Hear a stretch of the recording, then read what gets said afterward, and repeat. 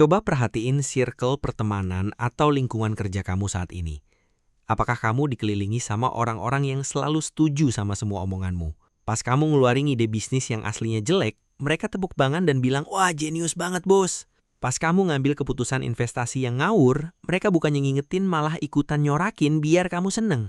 Kamu mungkin ngerasa bangga. Kamu mikir, "Gila, aku ini emang hebat. Semua orang ngedukung aku, wibawaku luar biasa." Kamu ngerasa udah jadi bos besar yang dihormati. Tahan egomu, bos. Kalau di sekelilingmu cuma ada orang yang ngeiyain omonganmu, kamu itu bukannya lagi dihormati.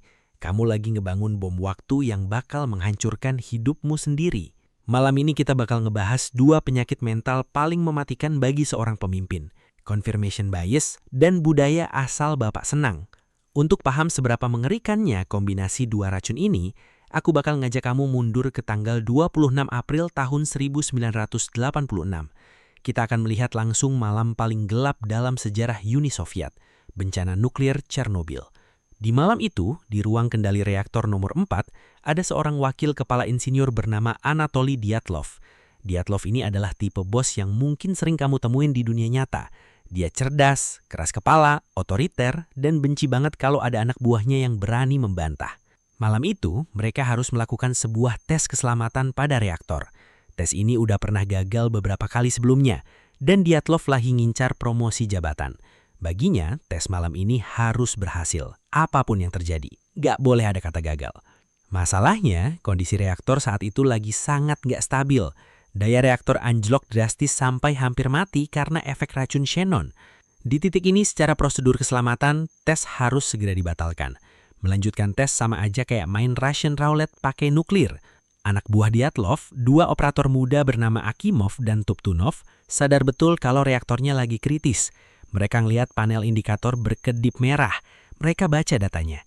Dengan suara gemetar, mereka ngasih peringatan ke Dyatlov. Daya terlalu rendah, kondisi tidak aman, kita harus hentikan tes ini. Tapi apa respon Dyatlov? Disinilah racun confirmation bias membajak otaknya.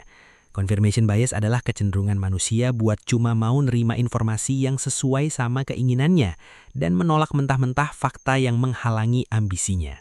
Dyatlov nggak mau dengar fakta kalau reaktornya kritis. Dia cuma mau dengar kalau tes ini bisa dilanjutkan. Dia ngebentak Akimov dan Tuptunov. Dia ngancem bakal mecat mereka malam itu juga dan menghancurkan karir mereka kalau mereka berani membantah perintahnya. Disinilah penyakit kedua masuk, budaya asal Bapak senang. Akimov dan Tuptunov ketakutan. Daripada kehilangan pekerjaan dan masa depan, mereka memilih untuk menelan ludah, mengabaikan nurani mereka, dan mengikuti perintah gila sang bos. Klimaks, mereka mencabut hampir semua batang kendali dari inti reaktor untuk memaksa dayanya naik. Dan saat tes akhirnya dimulai, lonjakan daya yang mengerikan terjadi.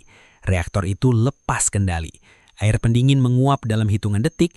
Akimov panik dan menekan tombol darurat AZ5, tapi semuanya udah terlambat.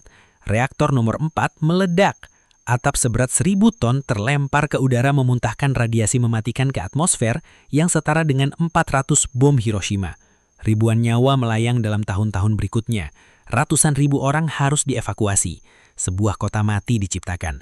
Semuanya terjadi bukan cuma karena cacat mesin, tapi karena ego satu orang bos yang nolak dikritik dan ketakutan anak buahnya yang memilih jadi penjilat. Sekarang, mari kita tarik sejarah mengerikan ini ke meja kerjamu. Kenapa cowok sering banget terjebak jadi kayak Dyatlov? Jawabannya sederhana, ego laki-laki itu sangat rapuh. Mengakui kalau rencana kamu salah atau ngelihat anak buahmu ternyata lebih pintar dari kamu, itu rasanya kayak ditampar di depan umum.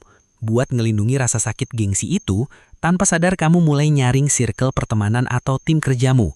Kamu nyingkirin orang-orang kritis yang berani ngasih tahu fakta pahit, dan kamu pelihara orang-orang lembek yang hobinya cuma ngasih validasi manis.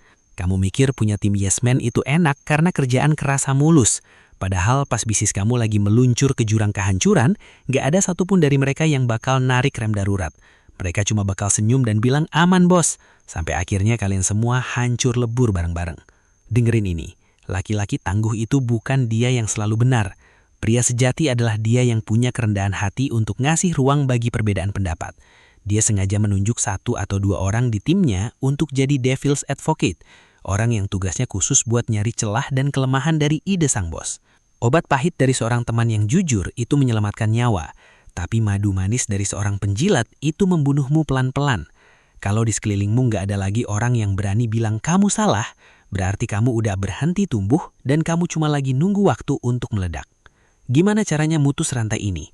Mulai hari ini, hargai kritik logis. Pas ada partner kerja yang ngasih data yang nggak sesuai sama ambisimu, jangan langsung defensif atau baper. Matikan egomu 5 menit aja, dan baca datanya pakai logika. Sekarang waktunya ngaca. Siapa Akimov di hidupmu yang peringatannya lagi kamu abaikan mati-matian cuma demi muasin gengsimu sendiri? Berani nelen egomu dan dengerin fakta pahit hari ini? Atau mau terus jadi raja buta dikelilingi penjilat sampai reaktor hidupmu meledak tanpa sisa? Pilihan ada di tanganmu.